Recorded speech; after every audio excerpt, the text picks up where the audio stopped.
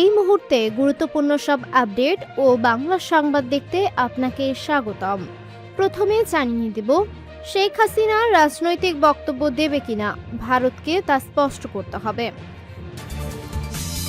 ভাড়াটে লোক দিয়ে সাবেক স্ত্রীকে হত্যা, জামায়াত নেতা কারাগারে।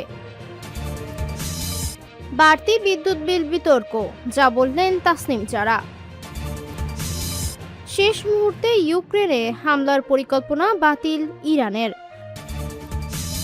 সর্বশেষ জানাবো, শিরচ্ছেদের আগে শেষ সূচক, ইরানকে হুঁশিয়ারি ট্রাম্পের। শিরোনাম শুনলেন, এবারে বিস্তারিত। তবে একটা অনুরোধ থাকবে, এই ভিডিওতে একটা লাইক ও কমেন্ট করে জানিয়ে দিন কোন জেলা থেকে বা কোথা থেকে দেখছেন। শেখ হাসিনা রাজনৈতিক বক্তব্য দেবে কিনা ভারতকে তা স্পষ্ট করতে হবে।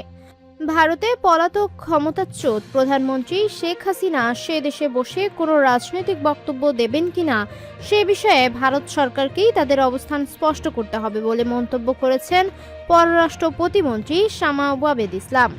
তিনি বলেছেন, বাংলাদেশ সরকার ভারত বাংলাদেশ সম্পর্ককে ইতিবাচক পথে এগিয়ে নিতে চায় এবং এ ধরনের কর্মকাণ্ড যেন সেই সম্পর্কে নেতিবাচক প্রভাব না ফেলে সেটিই প্রত্যাশা।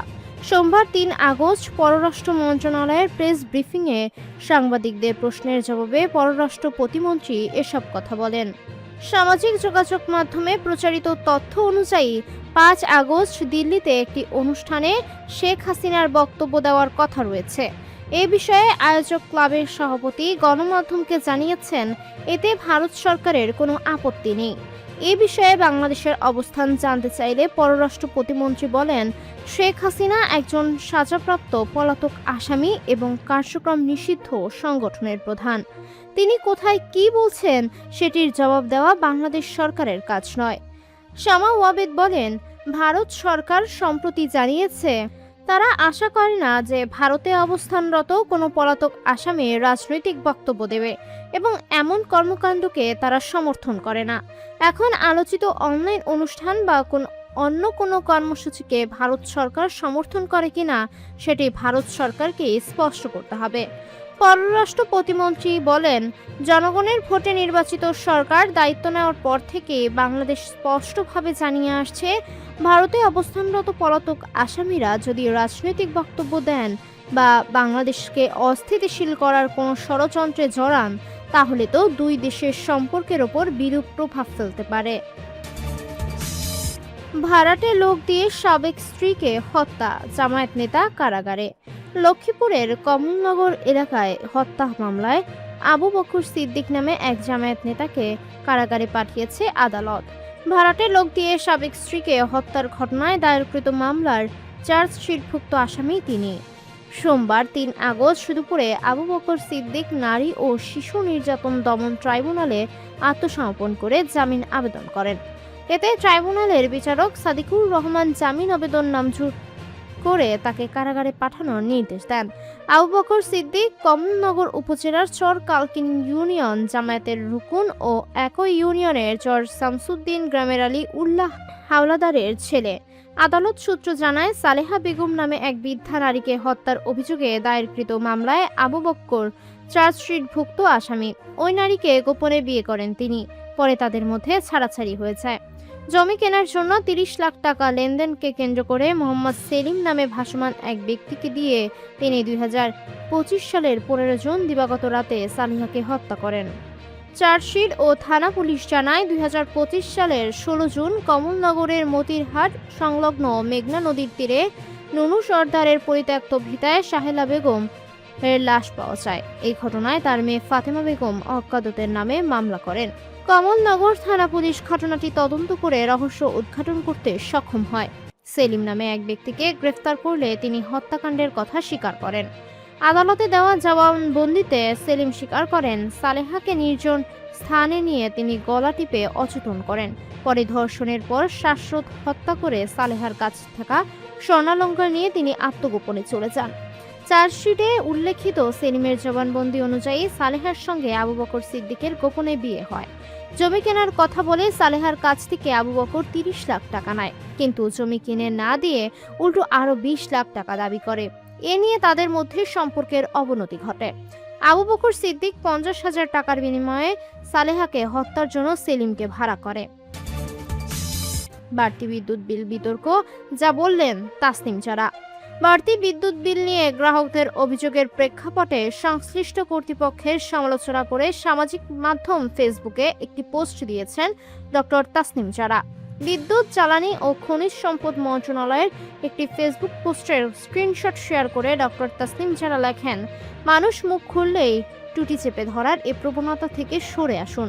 আপনারা জমিদার না, জনগণের সেবক, সেভাবেই আচরণ করুন। তিনি দাবি করেন, তার পরিচিতদের মধ্যে অনেকে অভিযোগ করছেন আগের তুলনায় কয়েক গুণ বেশি বিল এসেছে।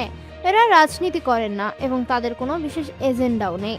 তাসনিম জারা আরও লেখেন, আমাদের বাসাবো মাদার ট্যাগ নন্দীপাড়ার কমিউনিটি গ্রুপে বহু মানুষ একই অভিযোগ করেছেন।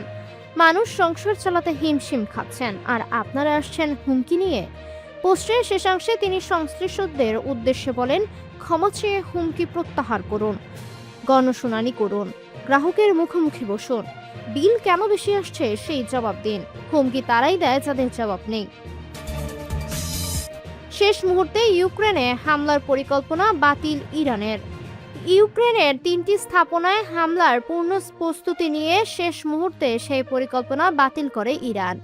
কিয়েভের পক্ষ থেকে দুঃখ প্রকাশ করার পরেই এর সিদ্ধান্ত নেওয়া হয় বলে জানিয়েছেন ইরানের সর্বোচ্চ নেতা আয়াতুল্লাহ আলী খামেনির জ্যেষ্ঠ সামরিক উপদেষ্টা মোহসেন রেজাই।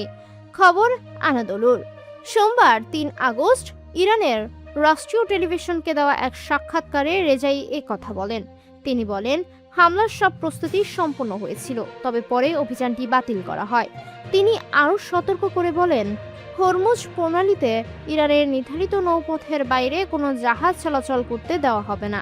কোনো শত্রুপক্ষের যুদ্ধ জাহাজ অবৈধ পথে চলাচলের চেষ্টা করলে সেটিকে লক্ষ্যবস্তু করা হবে বলেও হুঁশিয়ারি দেন তিনি।